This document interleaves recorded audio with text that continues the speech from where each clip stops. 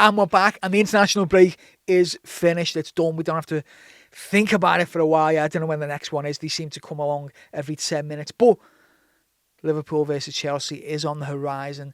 And this international break, it was actually not too bad for Liverpool. Arne Slot revealed in his press conference today that there was no major injury concerns apart from obviously the ones that we had beforehand.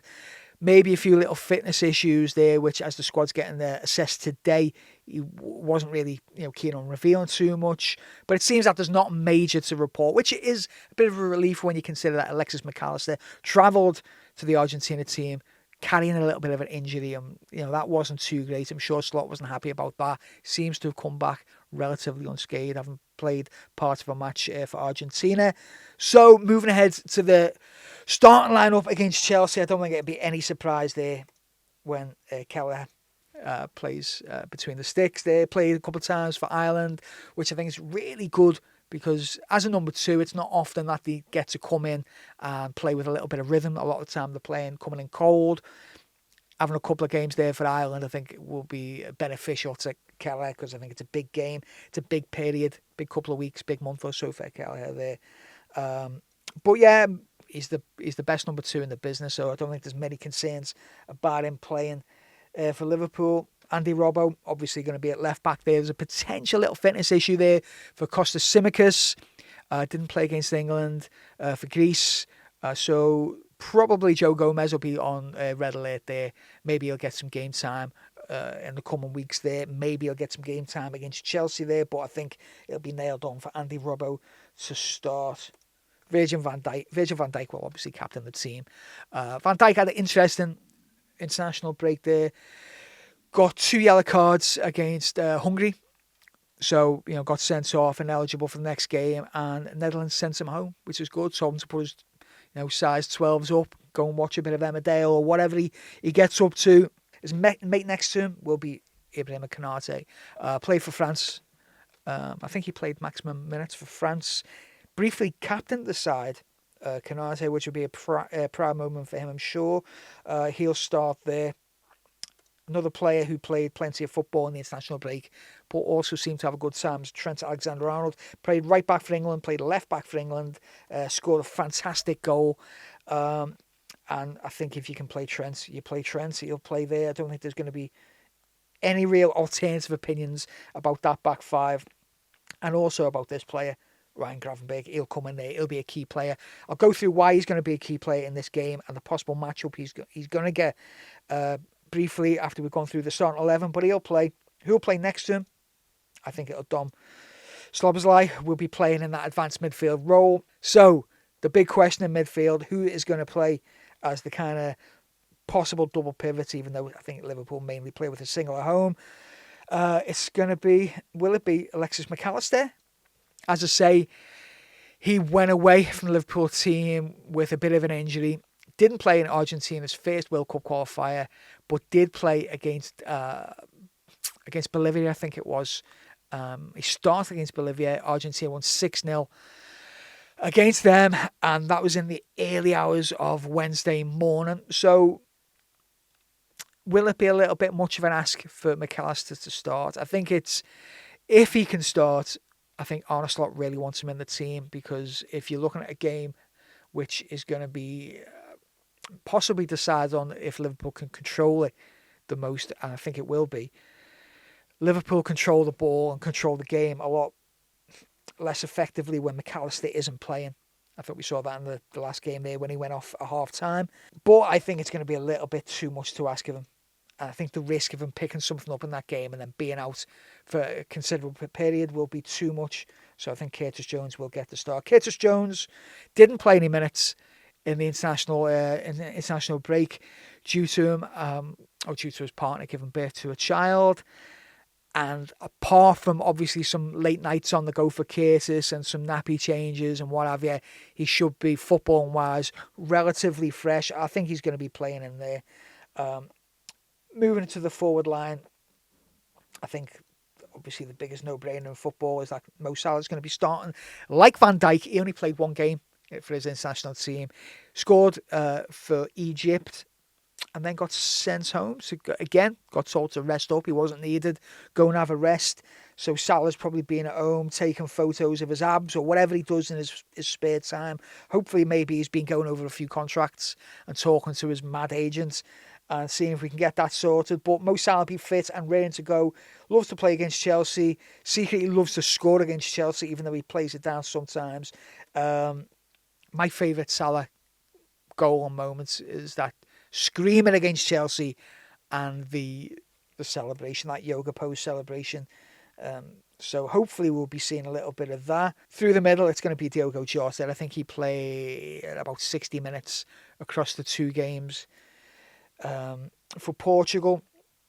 And until Darwin Núñez gives him something to kind of demand that he gets picked, Arne Slot is not going to be starting him in too many games there. So apart from the Curtis Jones and Alexis McAllister question, the biggest kind of question in this lineup is who plays on the left wing.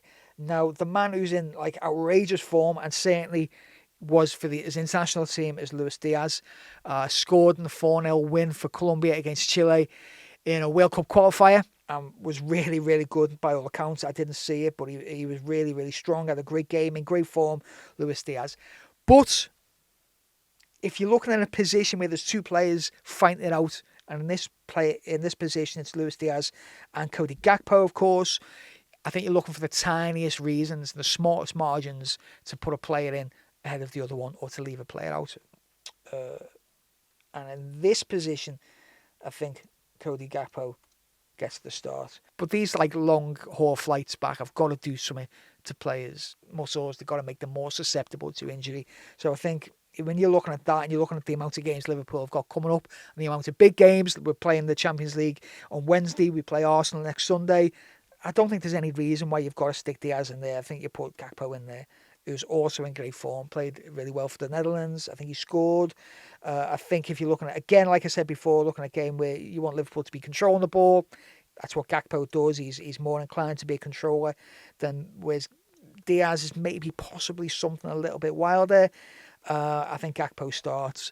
This is who I'd start. I think Arne Slot, the only change he might make would be to start McAllister ahead of Jones. I think McAllister plays a part in the game, just like I think Diaz plays a part in the game too.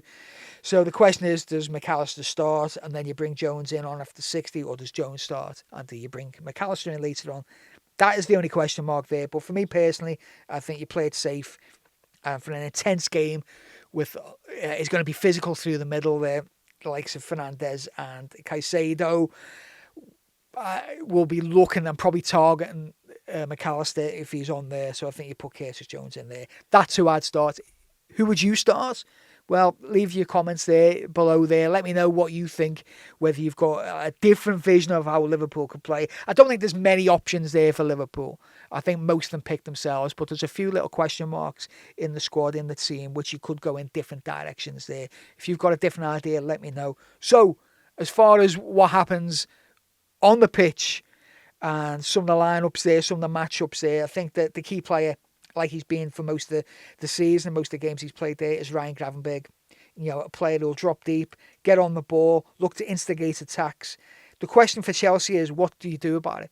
I think we've seen teams getting close to Ryan Gravenberch, but he doesn't seem to have many issues with getting himself out of sticky situations, getting himself out of tight situations. You know, so will it be Cole Palmer who gets tight on Ryan Gravenberch? I think Ryan Gravenberch will be having to keep an eye on Cole Palmer. I think both of those players will be picking up yellow cards in that game at some point. It could be Jackson dropping deep and trying to get tight on Gravenberch. It could be Fernandes moving forward, trying to get tight on Gravenberch. I think whatever you do to him, I think he's that confident and he's that good in those situations. There's that chance where he can get free and instigate an attack there. So it'll be interesting to see what happens there. Obviously, Liverpool have got to be really, really kind of mindful of what happens with Cole Palmer. Obviously, he's in such form there. If he can get free there, he's going to be looking to like spread those kind of through balls there, through balls through to Jackson, maybe somewhere through there to Jadon Sancho. Jadon Sancho, obviously on the left, he started really well for Chelsea. I think he's got a bit more to give as well. That's going to be a bit of a concern because I think we're going to see Trent be slightly reserved, like we've seen him the past couple of games, but there will be opportunities for him to kind of move into midfield there, and that's where you want Konate, Van Dijk, Robertson to kind of come into a back three there.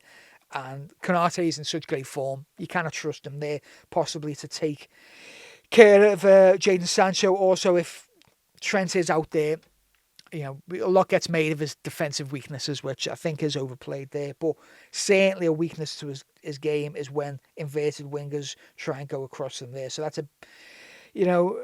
should be big moments there for Konate and Gravenberch there to fill up those spaces and just, provide a bit of a safety blanket for Trent, when he gets cut across or when he's stepping into midfield. Apart from that, a big area for Liverpool is going to be up here on the left wing there for Cody Gakpo or Luis Diaz or whoever's going to be there, because I think your fullback there, Gusto, will leave space open, so there will be space there on Liverpool's attack and left.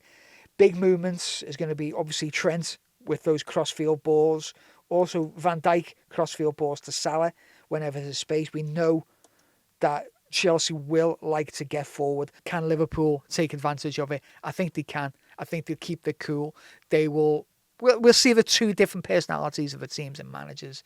Chelsea will be a little bit, not more chaotic, but they'll be looking to inflict a bit more damage, much in the way that Liverpool would maybe try and do under Jurgen Klopp. A little bit more counter-attack and a little bit more looking to, take advantage of moments. Liverpool will be looking to control the game much more, and look to pick moments out there. In terms of personalities and clashes of personalities, it'll be interesting to see the two players here playing as defensive midfielders for the respective teams. Ryan Gravenberch, obviously, for Liverpool, and Moises Caicedo, nominally the main defensive midfielder for Chelsea. Could have played for Liverpool. I was a bit gutted when he didn't. I think he's a really, really good player. I would have loved to have seen him play for Liverpool. It didn't happen, but would I swap Ryan Gravenberch for any defensive midfield player at the moment? No, I wouldn't, because I think those two players suit their respective teams perfectly. If we're looking at how they've done in the Premier League so far this season, you can kind of see the differences. Passes, Ryan Gravenberch, much more passes in the Premier League than Moises Caicedo, 476 to 381. So many more touches, 570 for Gravenberch, 486 for Moises Caicedo. You flip it around and look at what Caicedo does more than Gravenberch. His tackles, 27 for him compared to 15 for Ryan Gravenberch. You can see in those brief stats, you can see the differences between the two players and how they suit their respective teams. I would say Ryan Gravenberch, out of the 15 tackles, 12 of them were successful. Out of Caicedo's 27, 16 were successful.